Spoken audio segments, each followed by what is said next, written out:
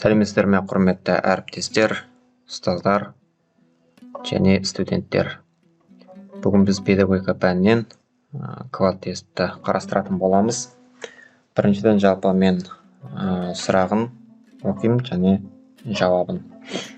Бірінші сұрақ: қара жәшік ішіндегі жұмыс. Дұрыс жауабы: оқушымен бірге критерийлерді талдау. Келесі: оқушы үшін бағалаудың мақсаты. Табысқа жетуге бағыт беру. Оқуды бағалаудың оқу үшін бағалауға ауыстырылу шарты.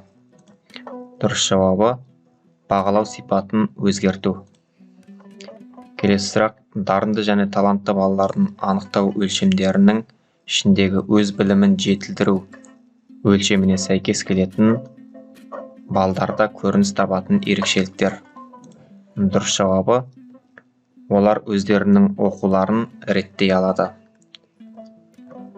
Келесі сұрақ: егер бала ерте жасынан бастап ерекше қабілеттеріне ұзақ уақытқа ұстай алу қабілетін танытса, онда оны ең үздік оқушыны анықтау өлшемінің қайсысына жатқызуға болады? Дұрыс жауабы: шоғырлану. Келесі сұрақ: Ренсули мен Райс бойынша дарынды және талантты оқушылардың білімін жетілдіру бойынша қызметінің бірінші кезеңі. Бұларда бірінші кезеңі жалпы зерттеу жаттығулары. Келесі сұрақ: сабақты зерттеудің мойындалған ерекшеліктерінің бірі.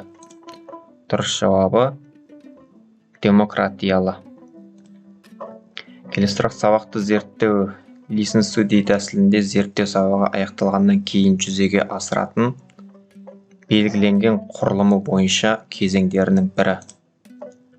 Дұрыс жауабы: келесі сабақты зерттеуді топпен бірлесе жоспарлау.